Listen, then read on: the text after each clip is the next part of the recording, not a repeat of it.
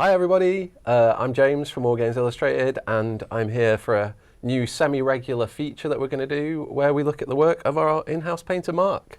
Hi, I'm Marc, and I'm the, as has been mentioned, the new in-house painter for Wargames Illustrated.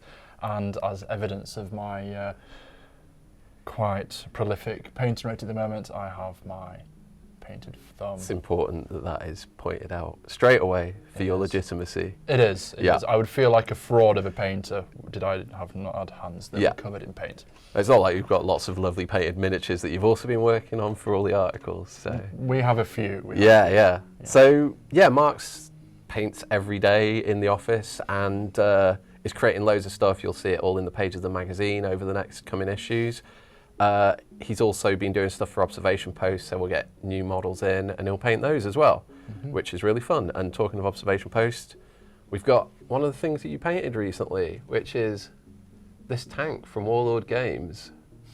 So this tank was an absolute pleasure to work on. It's the scale of it is it's slightly larger than what I've worked on previously from Warlord, and I think that's a result of who's it manufactured by? Well, it was originally, they're all Italieri kits that then Warlord have got a deal, so they kind of rescale them a little bit and reproduce them.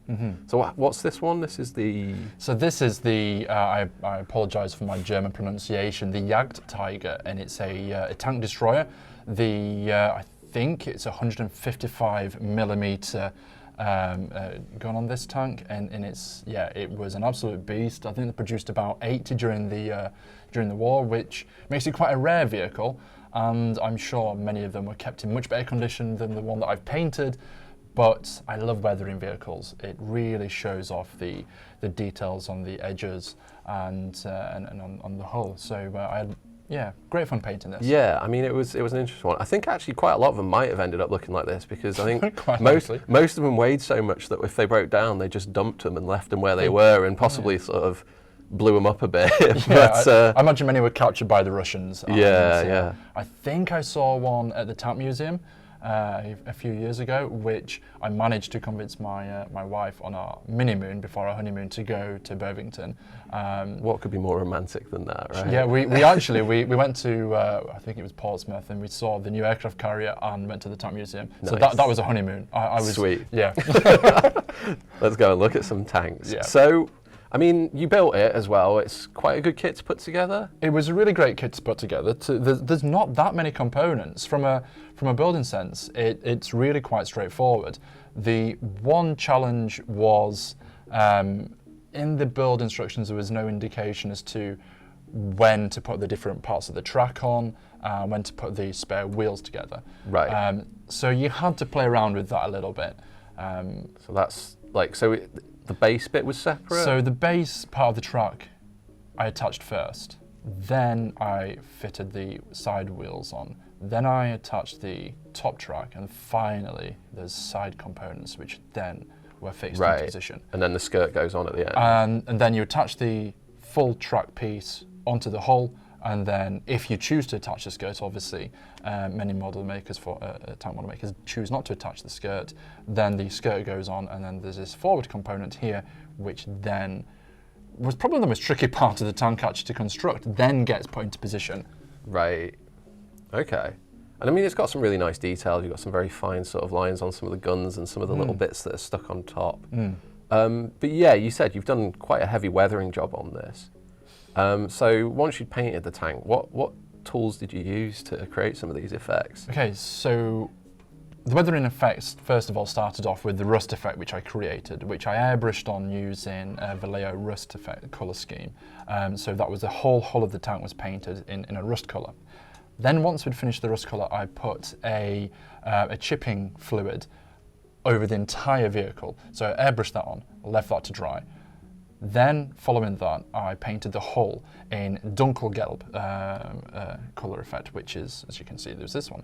Then you leave that one to dry. Then you get a sharp brush, such as a sniper brush, a small pointed one. Yeah, so sniper brushes. Sniper brushes, okay, so yeah. They're basically really small, accurate brushes, right? They're really small. With a great but silly name. With a silly, yeah, I don't quite understand why it's called a sniper brush. Maybe it's because they're so precise. I'm assuming that's where it comes from.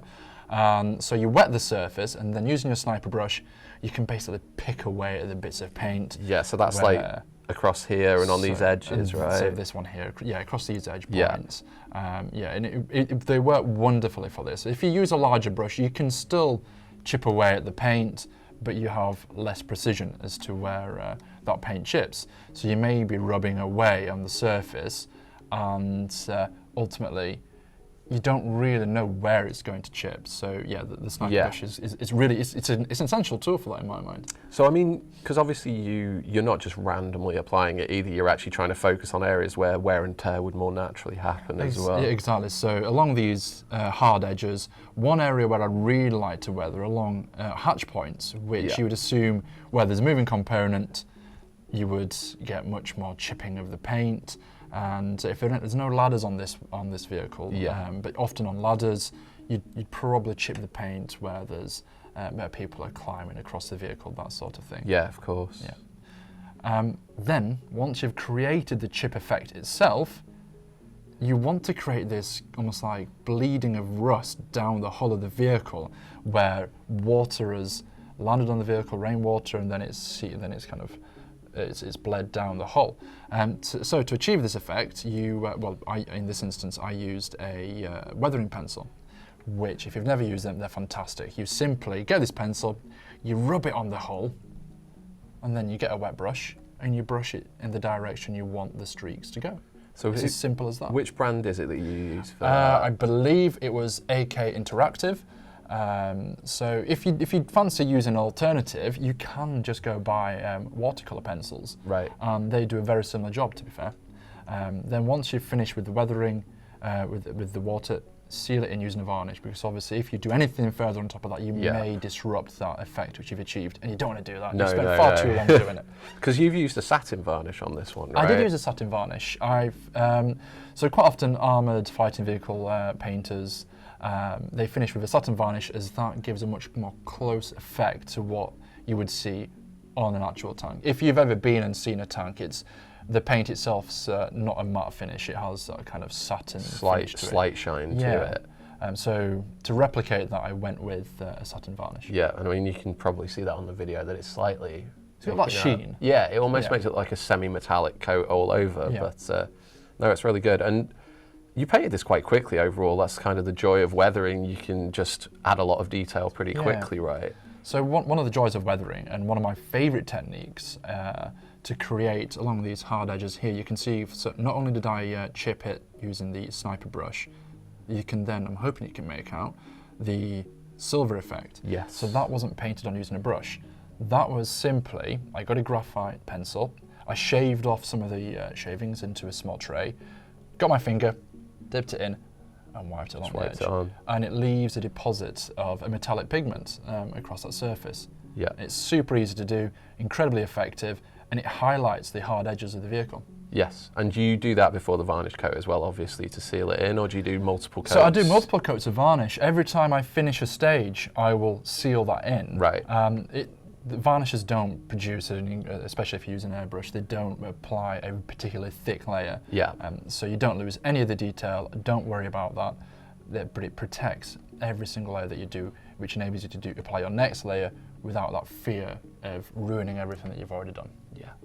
And it's worth saying, if you want to look at this in print in the upcoming issue of Wargames Illustrated, which is 405, I believe.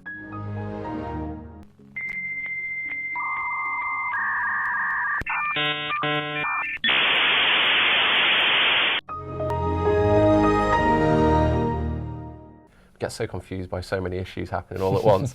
There is a guide in observation post where you highlight a few of these things in print and step-by-step photos, so that's worth checking out too.